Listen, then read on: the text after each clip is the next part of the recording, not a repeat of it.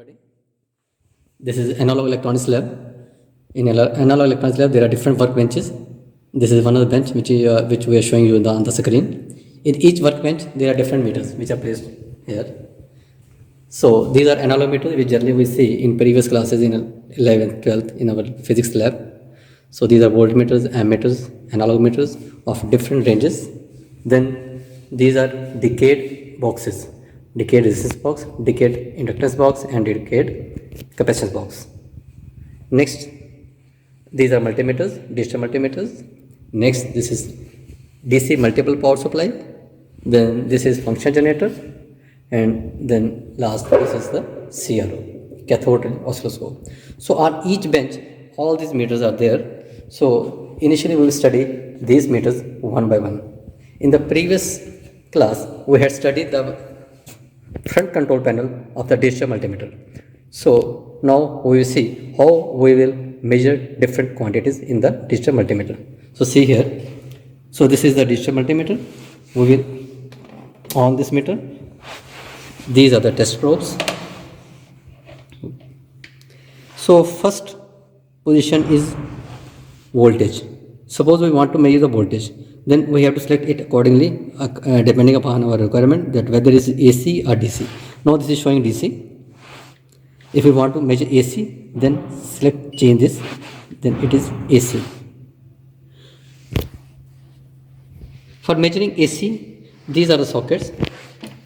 These are the sockets which we generally see in our houses.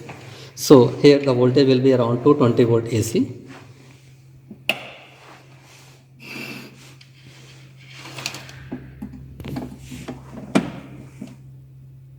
So now it is showing voltage of 243 volts AC. Okay.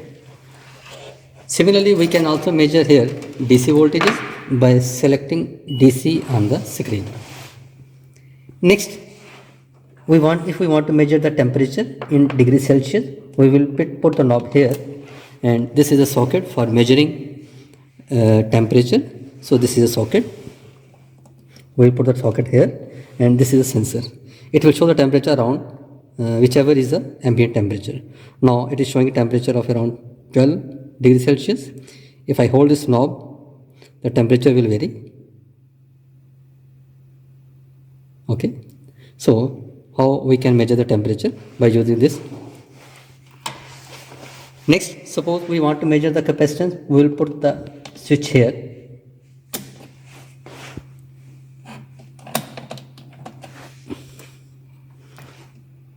So this is the capacitor, this is electrolytic capacitor.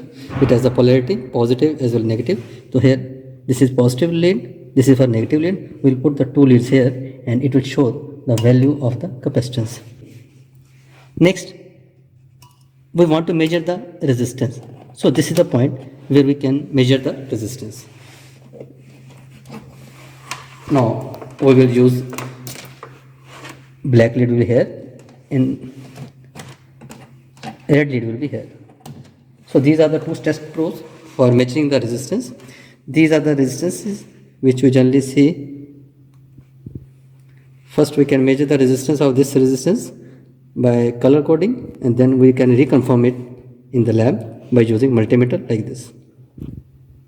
So it will show a resistance of 9.70 kilo ohms. Okay. So when we study the resistance of this by using color coding, it will be 10 kilo ohm, and due to the tolerance of this resistance, so its value is showing, which is showing on the multimeter, is 9.71 kilo ohms. Next is for measuring the duty cycle as well as frequency. For checking the frequency of AC, the leads will be like this, negative will be here and positive will be here, and we can check the frequency of the AC supply. Next come the two options. Either we can check the continuity or we check the diode. We can select between continuity and diode testing. So here we are showing diode. So we can check the diode.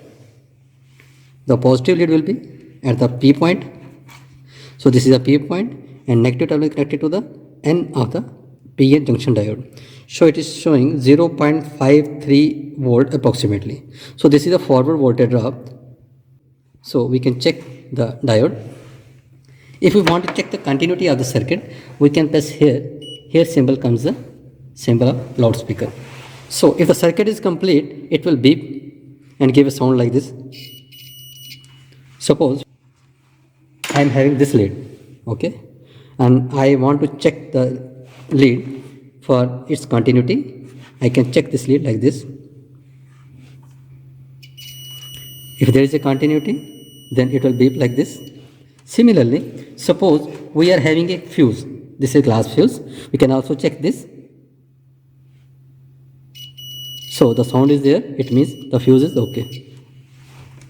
Similarly, we can put it at HFE parameter for checking the HFE parameter of the transistor. So depending upon the transistor, whether it is NPN or PNP, we can insert that transistor in these points. By identifying its emitter base collector, it will display the HFE parameter of the transistor. Next comes the current. So this is current range 4 milliampere, 40 milliampere, 400 milliampere. When the circuit will be complete, we can check the current in the circuit by connecting this multimeter using as a ammeter and putting it in series with the circuit. Similarly, it is showing 10 ampere range when the current exceeds and maybe in ampere range. So in ampere range, we will put red lead here, and when it is milliampere range, the black will be here and positive point will move here. Thank you.